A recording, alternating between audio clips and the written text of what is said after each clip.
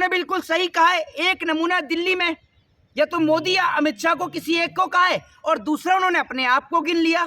तो उन्होंने गलत क्या कहा? प्रदेश उसका बलात्कार के मामले में, रेप के मामले में दूसरे नंबर पर आता हो और दूसरे प्रदेश में जाकर महिलाओं की सुरक्षा की बात करे तो उसको आप नमूना नहीं कहेंगे तो क्या कहेंगे?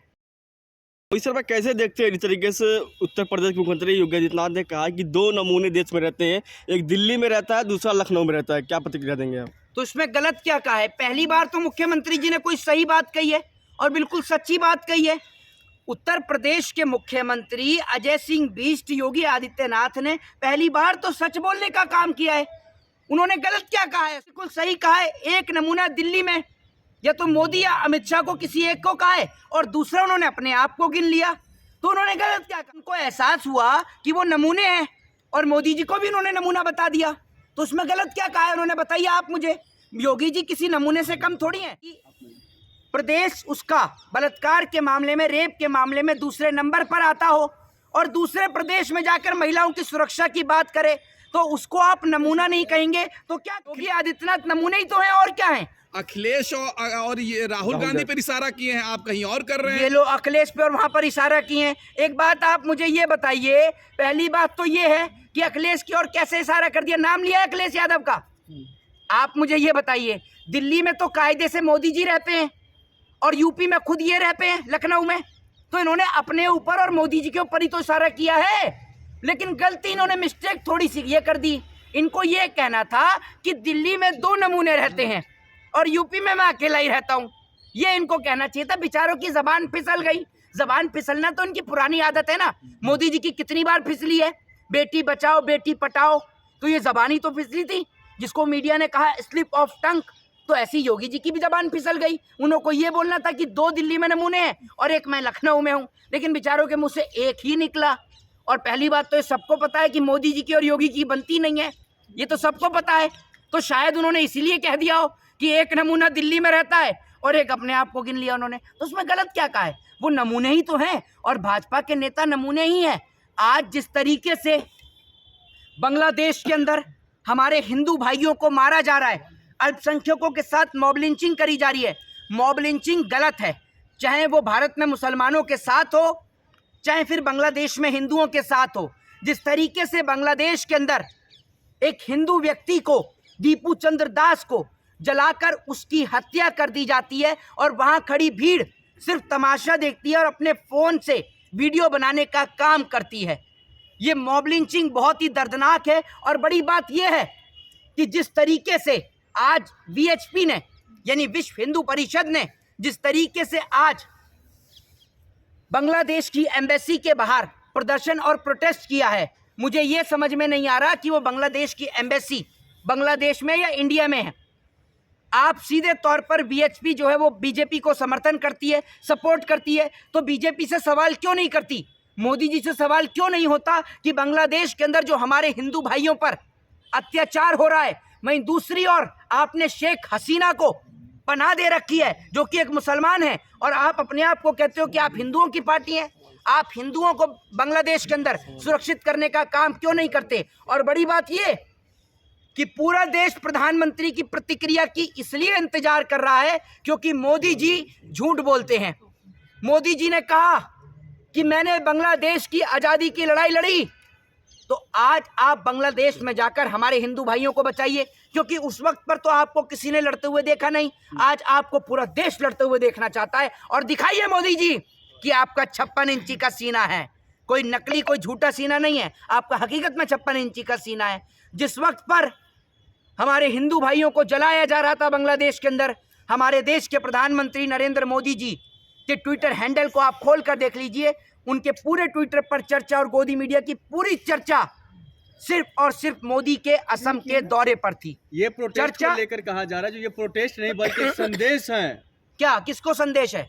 पश्चिम बंगाल को, पश्चिम बंगाल को, बांग्लादेश को। ये देखिए, इनको कहते हैं मोदी समर्थक पत्रकार, समझ रहे? और बड़ी बदतमीजी के साथ, देखिए कितनी बेशर्मी के साथ ये दांत दिखाने का काम कर रहे हैं। इस मुंह को बंद कर लो तो अच्छा है। पता नहीं मुंह गुटके के दांत इनके खराब हुए पड़े सारे, पता नहीं कितने समय से दंत मंजन नहीं किया इन्होंने। कम से कम वो बाबा रामदेव का ही कर लो। एक आध जो बच्चे कुछ दांत साफ हैं वो भी बिल्कुल साफ ही हो जाएंगे।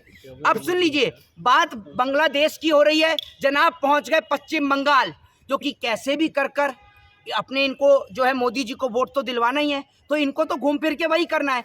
अब एक बात मुझे बताइए, आपने कहा कि बांग्लादेश को संदेश, आप बांग्लादेश को क्या संदेश देंगे?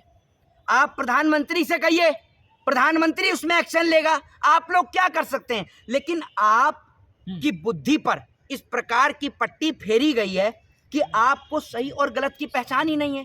जिस तरीके से इस पत्रकार को, मोदी पत्रकार को बंगाल और बांग्लादेश में अंतर समझ में नहीं आता, ऐसे ही बीएचपी के लोगों को ये समझ नहीं आ रहा कि हमें सरकार से सवाल करना चाहिए, सरकार से कहना चाहिए कि बांग्लादेश के अंदर जो हमारे भाइयों पर अत्याचार और जुल्म हो रहा है उसको रोका जाए। और दूसरी चीज़ ये कि वो लोग इस पर अपने आंसू ना बहाएं, अपनी प्रतिक्रिया ना दें। जो लोग जिस वक्त पर भारत देश के अंदर मुसलमानों के साथ मॉब लिंचिंग होती है तो उसको जाति, धर्म, मजहब से जोड़ देते हैं और उन पर बोलने के बजाय अलग अलग प्रकार की प्रतिक्रिया करते हैं। मॉब लिंचिंग किसी भी समुदाय के साथ हो, किसी भी जाति, किसी भी धर्म और किसी भी मजहब के व्यक्ति के साथ हो, ये इंसानियत और मानवता को शर्मसार करती है और मैं इसका कड़े शब्दों में विरोध करता हूं। आप बांग्लादेश के हिंदुओं के साथ खड़े हैं? क्यों नहीं खड़े? मैं हर एक उस व्यक्ति के साथ खड़ा हूं जिसके साथ इस तरीके का दुर्व्यवहार होता है, दुराचार होता है। भाई, हमारी लड़ाई भारतीय जनता पार्टी से है, भाजपा से है, कोई हिंदू धर्म या हिंदुत्व से नहीं है। मैं खुद भाई मैं रिलीजियस को फॉलो करता हूं। आप मुझे ये बताइए, तो अगर बांग्लादेश में हमारे भाई के साथ इस तरीके का तो बोलिए अत्याचार ना हो रहा है, कैमरे पे कि बांग्लादेश के मुसलमान गलत कर रहे हैं, आप मोदी जी को क्रिटिसाइज कर रहे हैं यहाँ पे बैठ के। बिल्कुल कर रहे हैं बांग्लादेश के मुसलमान गलत, बिल्कुल कर रहे हैं। और आप उन बांग्लादेश के मुसलमानों को इंडिया के मुसलमानों से मत जोड़ दीजिएगा, क्योंकि इंडिया के अंदर रहने वाला मुसलमान, क्योंकि बांग्लादेश में भी मुसलमान रहते हैं, पाकिस्तान में भी मुसलमान रहते हैं। जब पाकिस्तान हमारे ऊपर अटैक करता है तो उसको जवाब देने का काम भी भारत की एक मुस्लिम बेटी सोफिया कुरैशी करती है, आपने देखा। तो इसका मतलब ये कि भारत के अंदर रहने वाले मुसलमानों का अगर दिल धड़कता है तो सिर्फ अपने वतन हिंदुस्तान के लिए, अपने देश भारत के लिए। लेकिन भाजपा के जो लोग विरोध कर रहे हैं, बांग्लादेश के हिंदू भाइयों को न्याय की बात कर रहे हैं, लेकिन मोदी जी कुछ नहीं बोल रहे हैं। मोदी जी की आवाज़ चली गई है, क्योंकि इनका नाम नरेंद्र नहीं सरेंडर है, ये आप समझ लीजिए। मोदी जी कब बोलते हैं पता है आपको? मोदी जी जब बोलते हैं कि अगर अभी नेहरू जी होते, अब आप ये कह दो ये गलती भी नेहरू की है।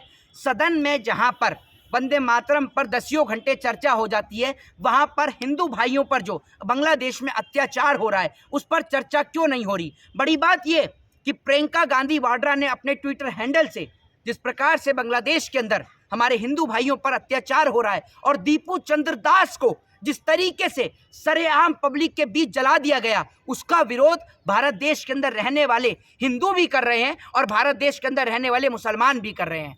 कि जिस प्रकार की बांग्लादेश में एक मुसलमान की भीड़ के द्वारा एक हिंदू व्यक्ति को जलाया गया, वो सरासर गलत है और मैं इसका खुले शब्द में विरोध करता हूँ। तो आप मानते हैं मुसलमान भी लिंचिंग करता है? जी, लिंचिंग करता मुसलमान भी, आप मान रहे हैं? पहली बात तो ये है कि बांग्लादेशी मुसलमान, आप ये बोलिए, मुसलमान तो पूरे वर्ल्ड में रहता है और हमारे हिंदुस्तान में भी रहता है, ये याद रखिए। और जिस तरीके से बांग्लादेश में अल्पसंख्यकों पर अत्याचार हो रहा है, ये अत्याचार हरगिज बर्दाश्त नहीं करा जाएगा और हम बांग्लादेश के अंदर रहने वाले अपने प्रत्येक भाइयों के साथ खड़े हैं और हम उनके लिए ये कहेंगे कि अगर आपको लगता है कि आप भारत आ सकते हैं तो मोस्ट वेलकम है, आप आइए और आकर आप यहाँ रहिए, क्योंकि किसी की जान से बढ़कर कुछ नहीं हो सकता। आप यहाँ आइए। जय हिंद, जय संविधान।